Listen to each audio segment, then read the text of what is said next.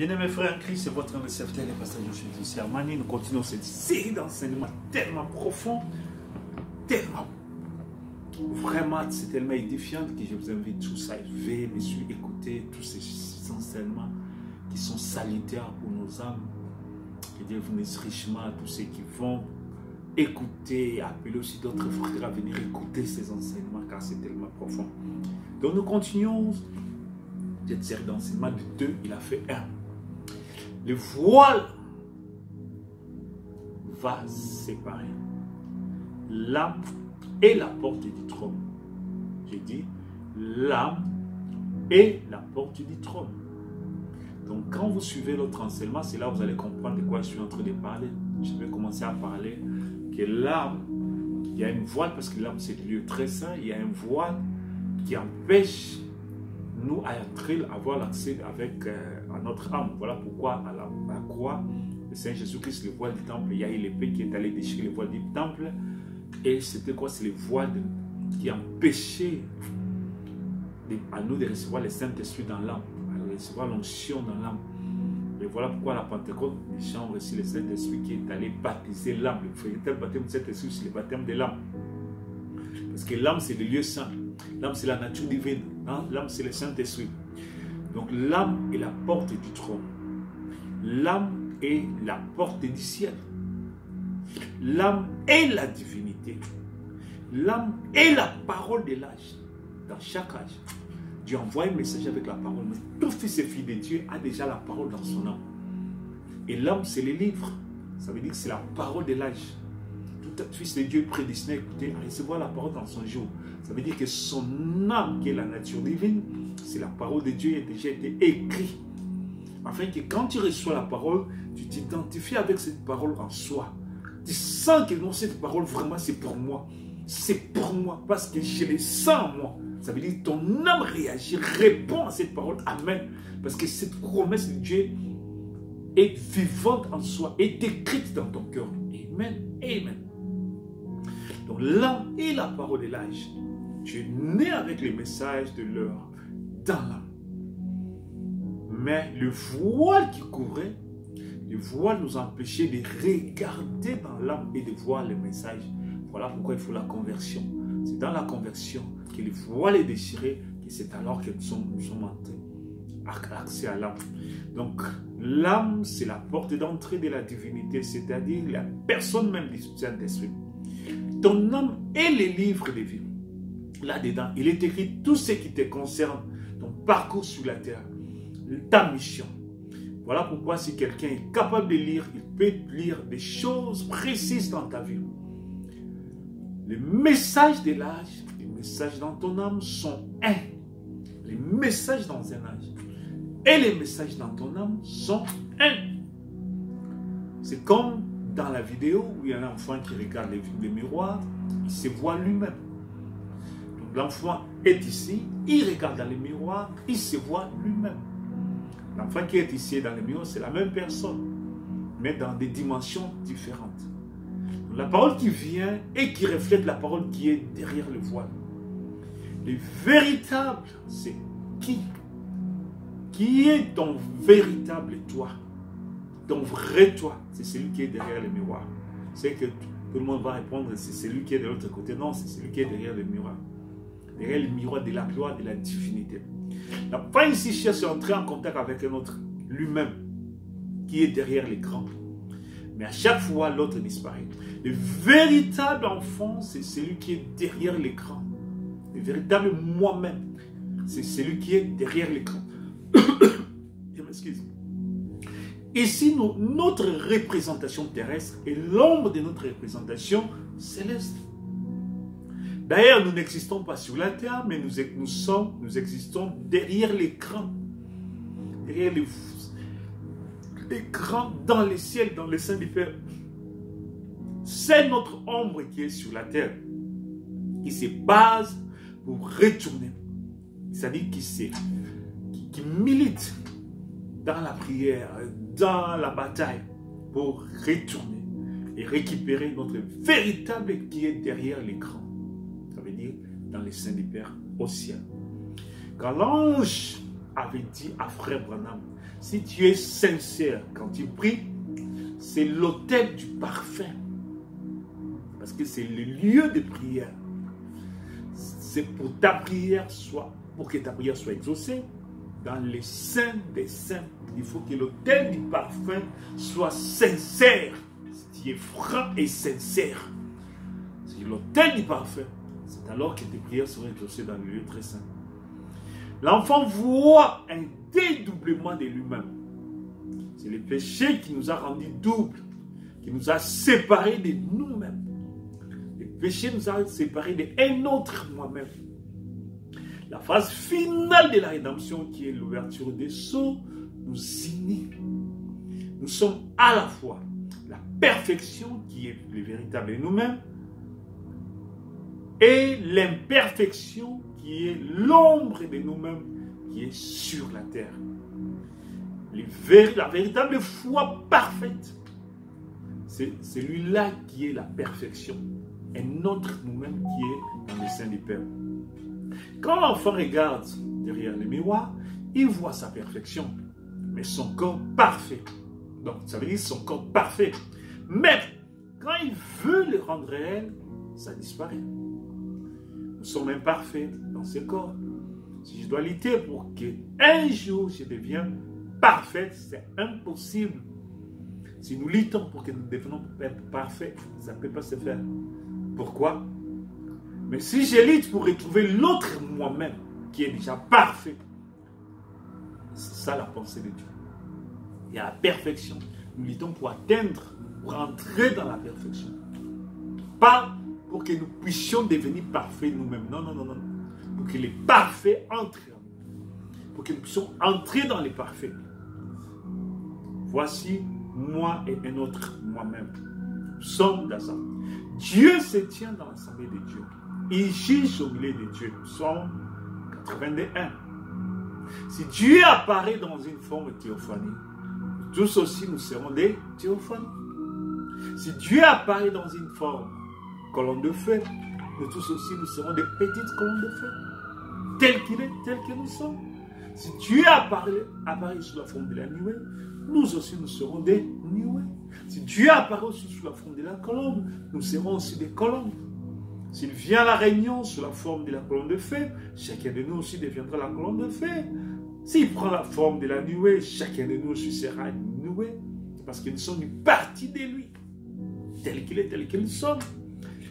Et le Saint-Esprit de Dieu, qui est l'attribut femelle de Dieu, a une forme humaine.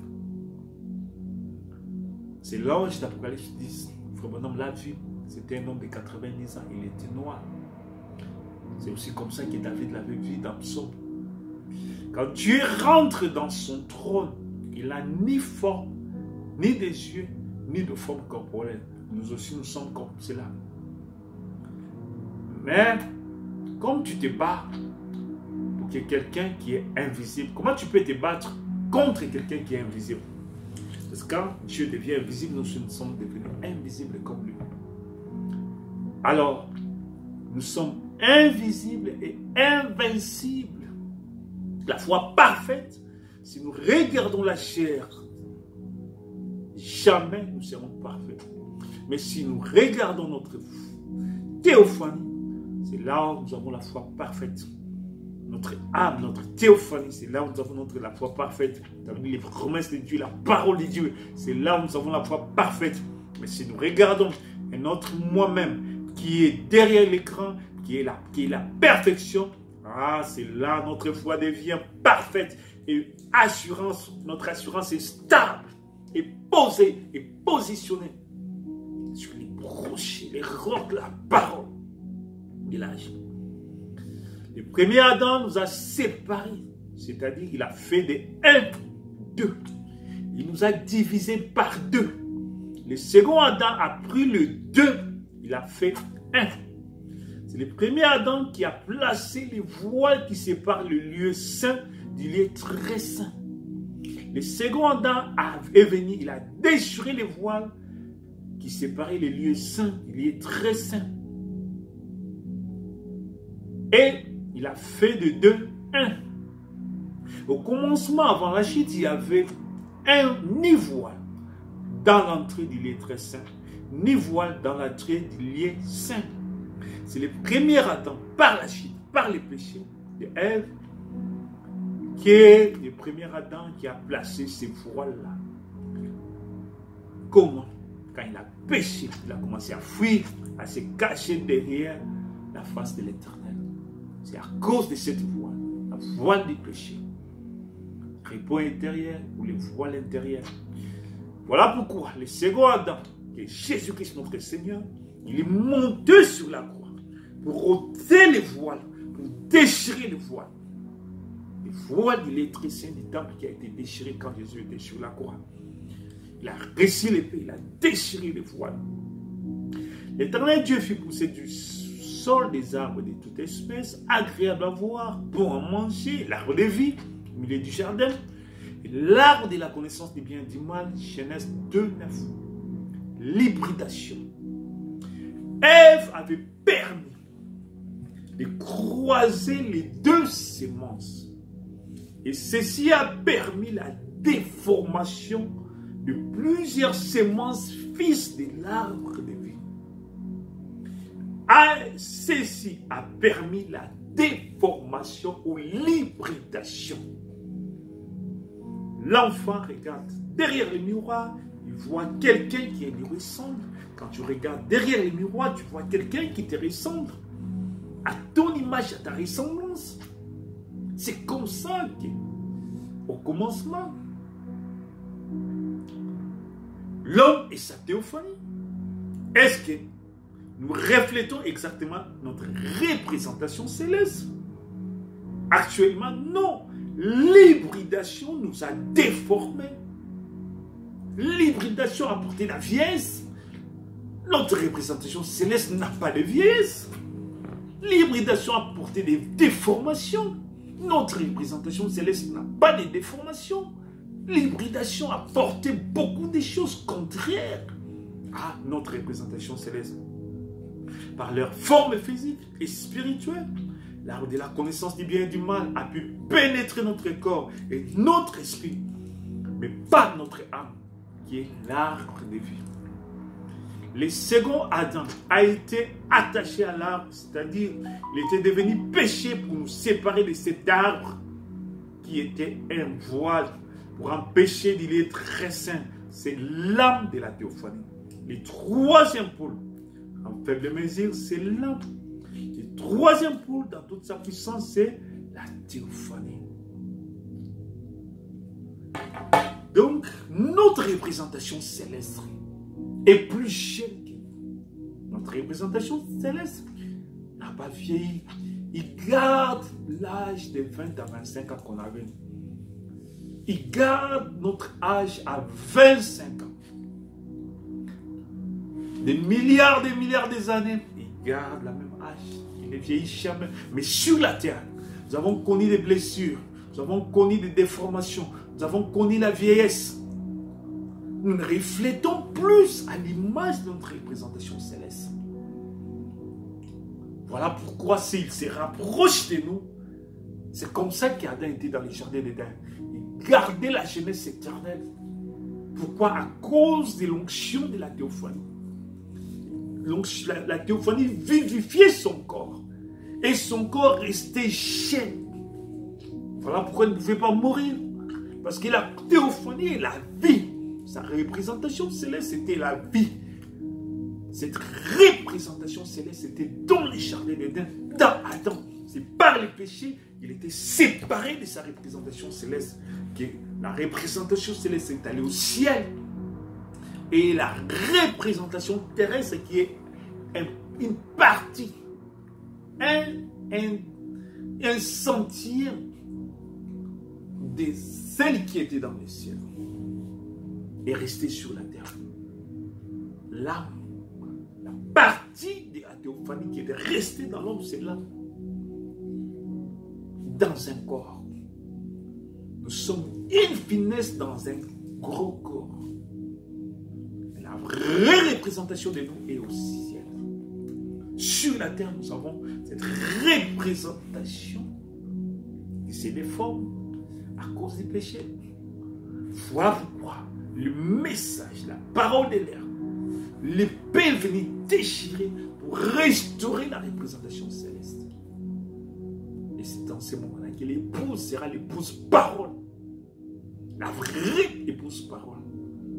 Parce qu'il sera à l'image de Dieu, à la ressemblance de Dieu. Il sera le livre incarné, manifesté dans la chair. Ce sera la plénitude de la divinité manifestée dans la chair. Ce sera le temple de Dieu, le temple d'adoration de Dieu, où Dieu est adoré, où Dieu est loué, où Dieu est glorifié. Pas de mauvaises pensées. Parce que la divinité est incarnée dans l'homme comme était Adam avant la chute. C'est comme ça que Dieu nous a créés. Dieu ne nous a pas créés dans les péchés pour que nous tombions. Non. Nous sommes venus sur la terre pour être testés. Nous sommes venus sur cette terre pour être testés avant de retourner dans la gloire. Et tout ce que nous subissons sur la terre, c'est les tests, c'est les combats. Voilà pourquoi nous sommes appelés à nous battre jusqu'à la fin pour remporter les prix de la vocation céleste. Et ces prix, c'est notre prix qui a été pour nous avant la fondation du monde. Nous l'avons avant la chute d'Adam et Ève. Et c'est par la chute que nous sommes séparés de ces prix-là. Nous sommes séparés de nous-mêmes. Et la gloire qui nous est réservée, qui a été pour nous, qui était avec nous avant la fondation du monde, et les péchés nous ont séparés, nous sommes devenus deux. Voilà pourquoi la Bible dit en Jésus-Christ, de deux, il a fait qu'il y ait un. Il nous a unis avec notre représentant céleste. Maintenant, c'est l'accomplissement de cette union, c'est la matérialisation de cette union, c'est la fusion de cette union, c'est l'unification de cette union, la concrétisation de cette union. Les deux, il a fait qu'un. Voilà pourquoi Malachie 4 avait reçu l'épée du roi pour aller déchirer les seconds voiles qui restaient, qui était entre l'âme et la théophanie. Parce que quand les premières voiles étaient déchirées, nous avons eu l'accès à l'âme, au baptême du Saint-Esprit, aux prémices du Saint-Esprit, mais restait la plénitude qui était restée au ciel, qui était notre représentation céleste. Alors pour y arriver, il a fallu que les livres soient révélés, que la rédemption soit complète, que les voiles soient déchirées. C'était un second voile. Parce que quand Malachie 4 reçoit les livres, et l'épée entre ses mains, on s'est dit, mais le voile a été déchiré, alors qu'est-ce qu'il va faire avec l'épée? C'est là où on a su qu'il y a une partie de la rédemption qui restait à être faite. C'était les seconds voiles. Pour nous permettre d'entrer dans la nuée. Sans cette voie-là, on n'avait pas l'accès dans la nuée. On ne pouvait pas entrer. On ne pouvait pas entrer. On pouvait se contempler comme Pierre, Jacques et Jean, mais pas être partie prenante de la nuée. À cause de la foi. Parce que aussitôt que nous rentrons dans la nuée, c'est le retour dans les jardins d'Éden. La nuée, tout ce qui était dans les jardins d'Éden est dans la nuée. Donc quand tu rentres dans la nuée, tu rentres dans les jardins d'Éden. Parce que là-dedans, il y avait les livres de rédemption. Amen. À l'intérieur, il y avait les livres de rédemption. Donc c'est ces livres dont nous avons perdu à cause de la chute. Alors ces livres resteront aujourd'hui. Tant de la fin avec Apocalypse chapitre 10. L'agneau qui prend les livres entre les mains du détenteur original, ça veut dire Dieu, le Père et l'Esprit.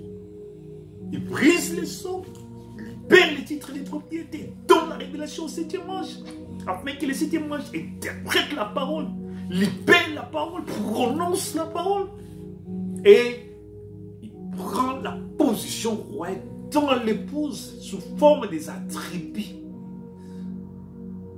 sous forme des titres et des propriétés. Il prend la position royale dans l'épouse. Il vient s'asseoir dans l'épouse. Parce que son épouse, c'est son trône. Dans sa vraie représentation.